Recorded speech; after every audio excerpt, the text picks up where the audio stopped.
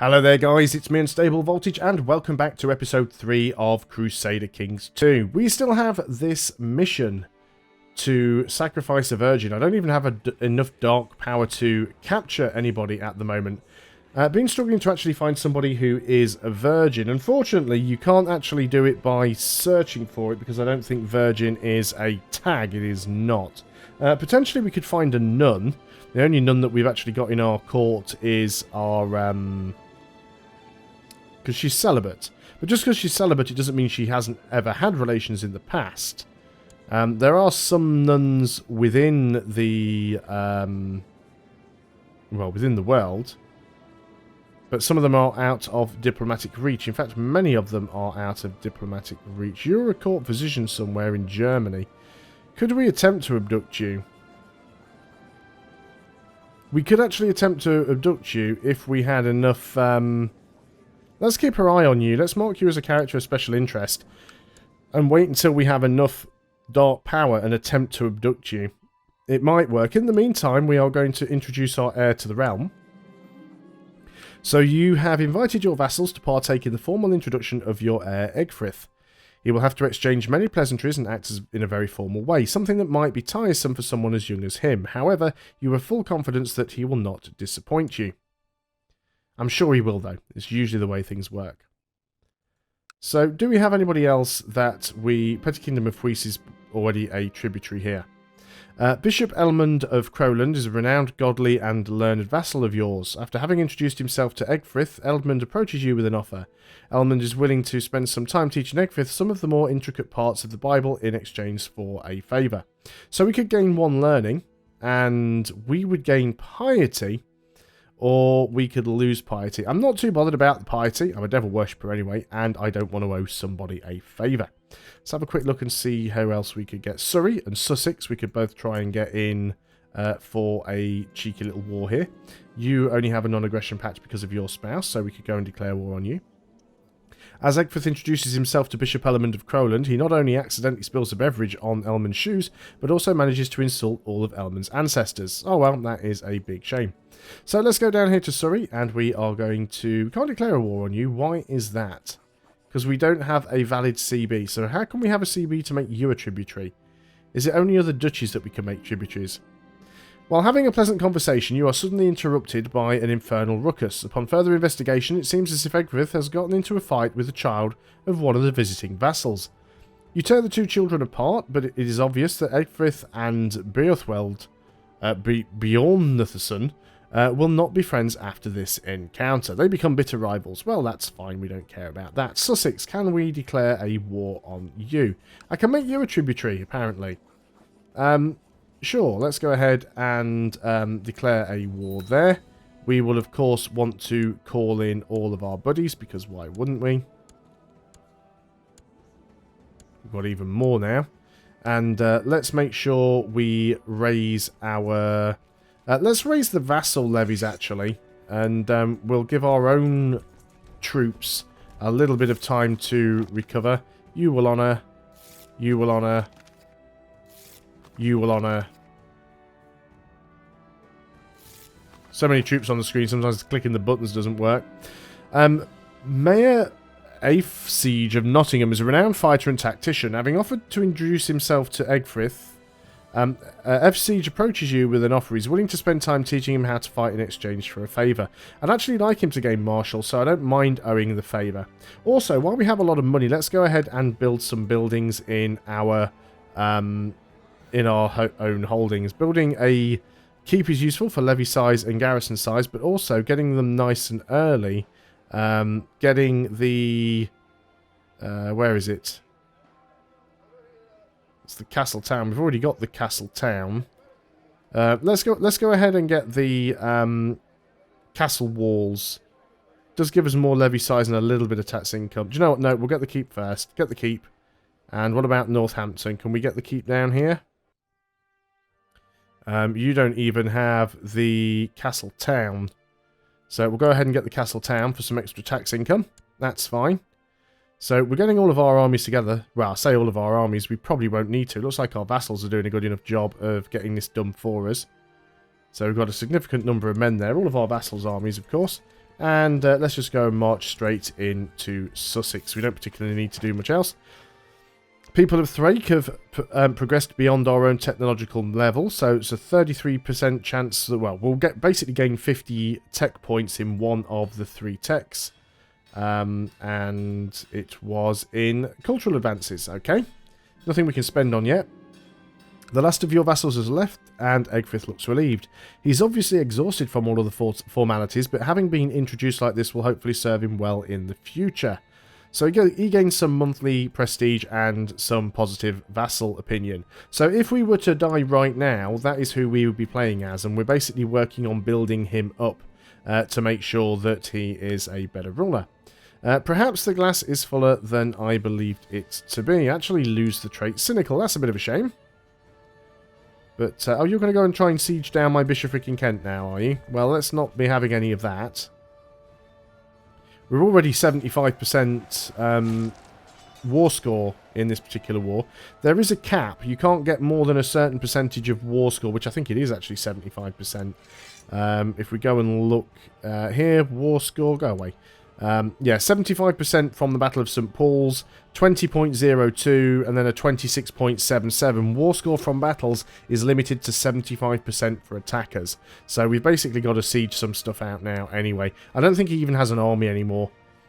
I think his army just got totally decimated, so we don't have to worry about that at all.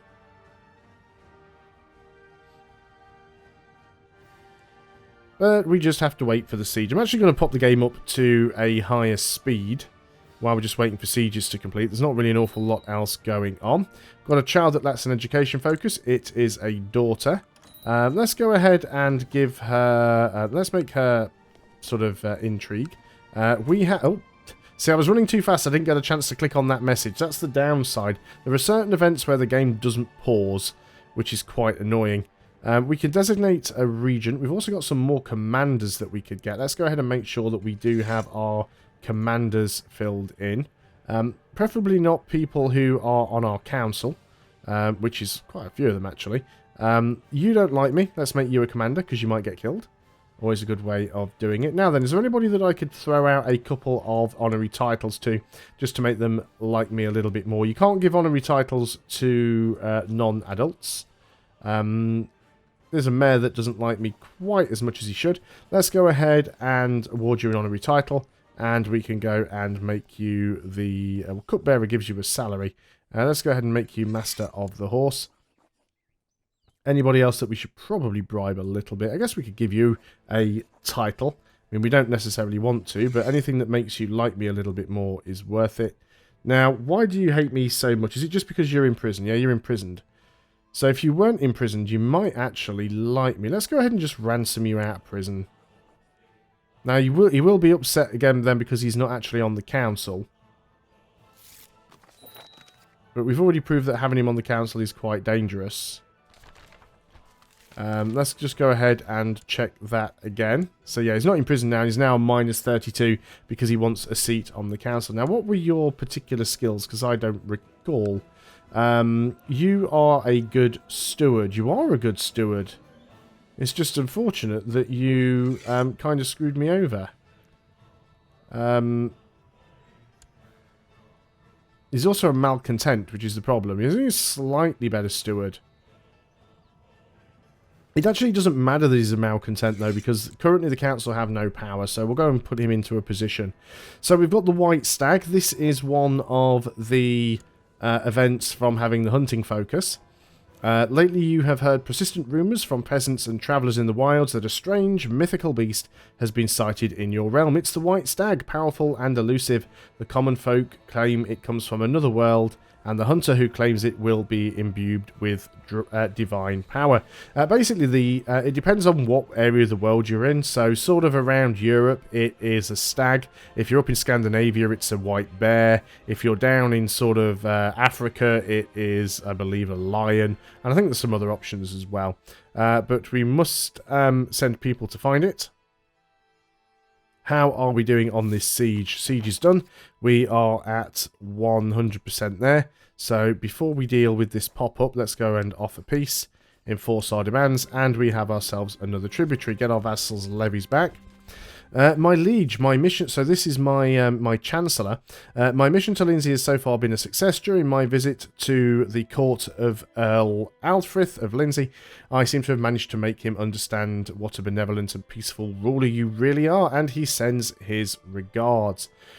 Okay, so do we want to consider sending you somewhere else? You are the Earl of Derby. And where is it that you actually live? So much junk on the screen, it's hard to see. Okay, well that's perfect anyway. We'll go ahead and untick that. Yeah, so Derby is where you're based because we can see the flag. So if we look at this guy, he is the Earl of Derby and the Earl of Chester. So he's the count basically of both of these provinces. But if you actually look here, you can see that's where his flag is.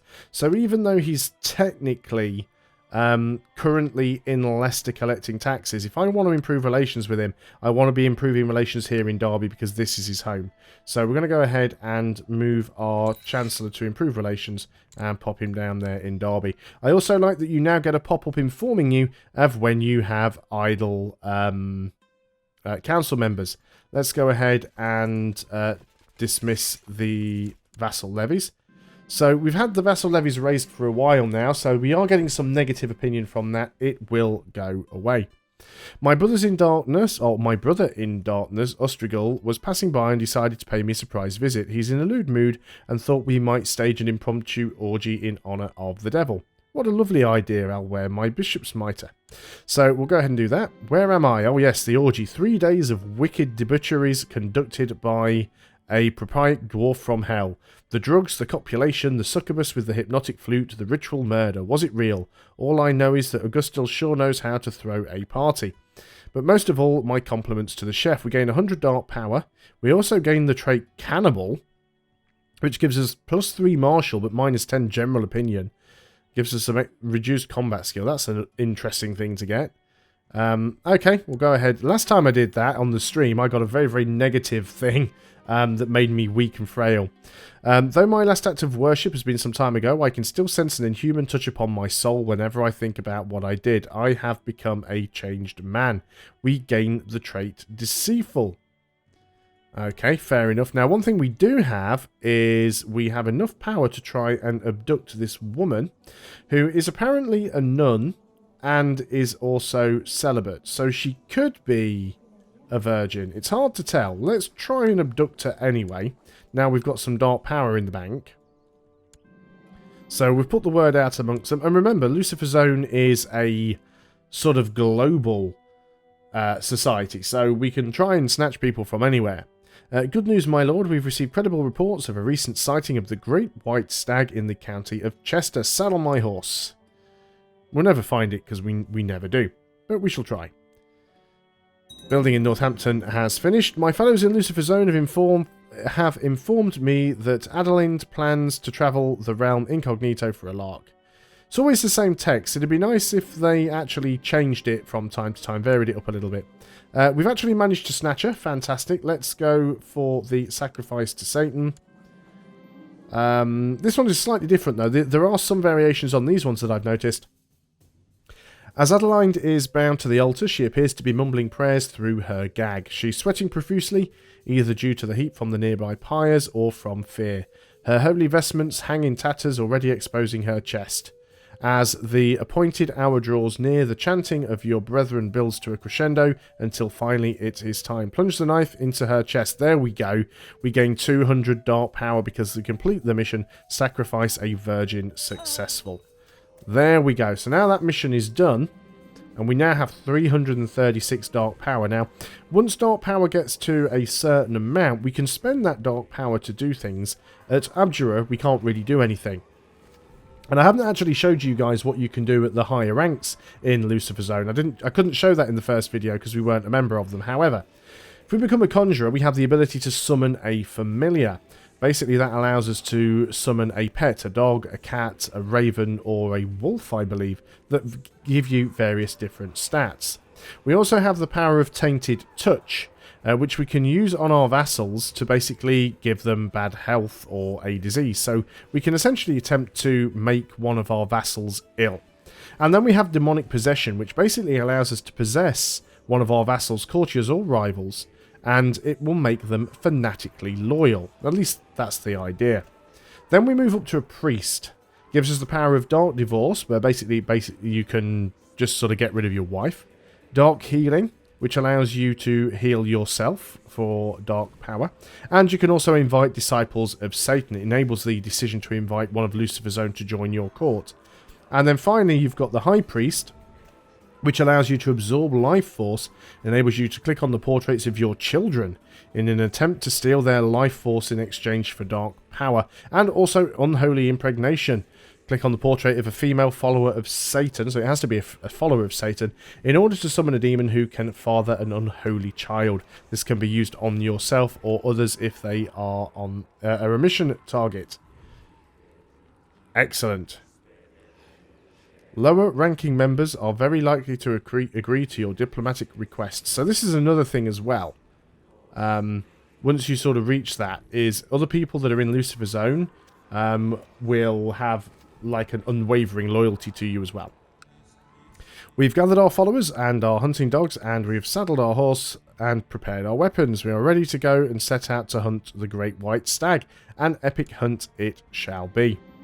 We've got this same thing again here. I can still sense an inhuman touch. So we lose the trait just. That's unfortunate. So as you can see, there are some negative effects, because you do get things that sort of up and down your stats. During your hunt, you come to a deep gorge. Right on the other side is the white stag staring at you. You are so close, yet you cannot reach it. As it runs away, you realise that you must return home without a victory this time.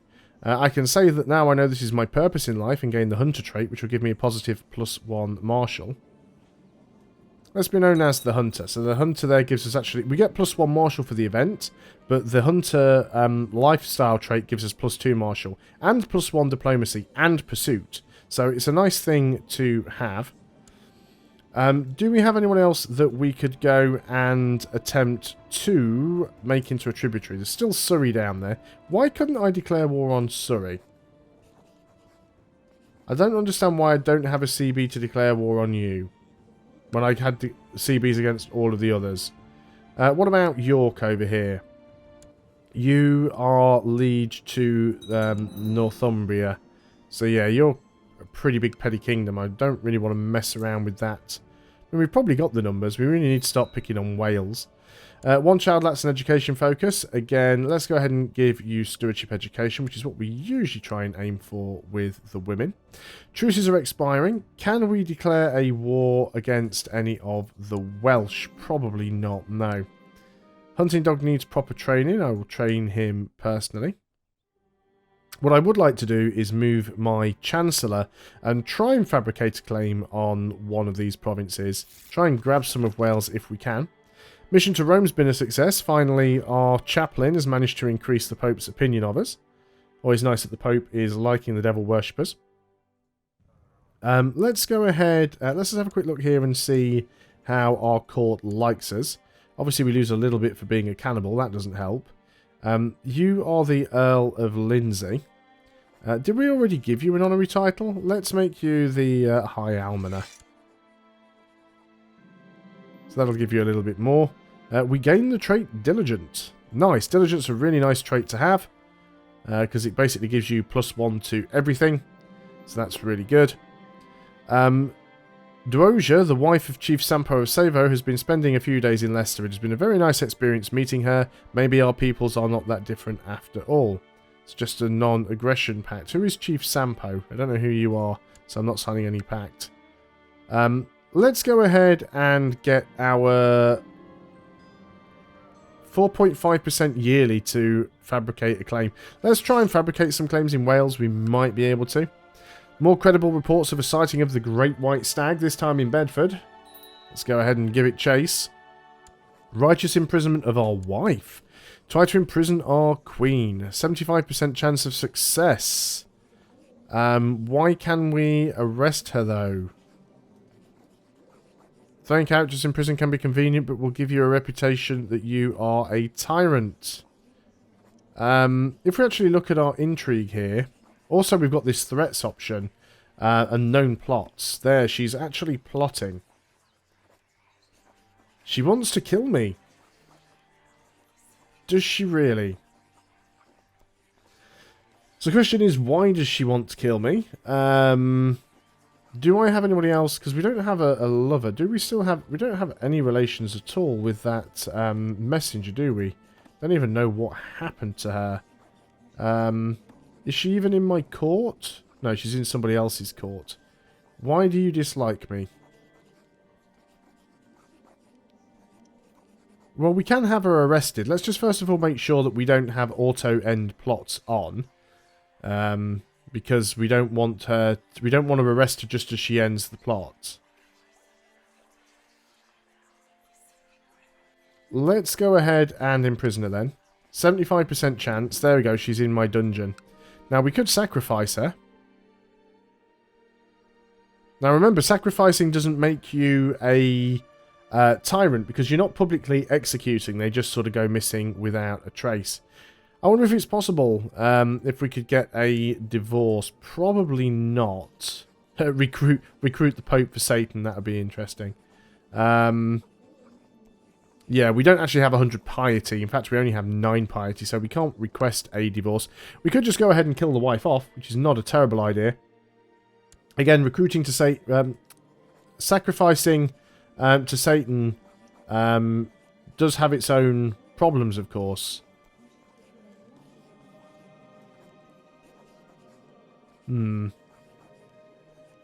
Still, let's get a better wife. We'll sacrifice her off. She looks dazed as she's dragged to the altar.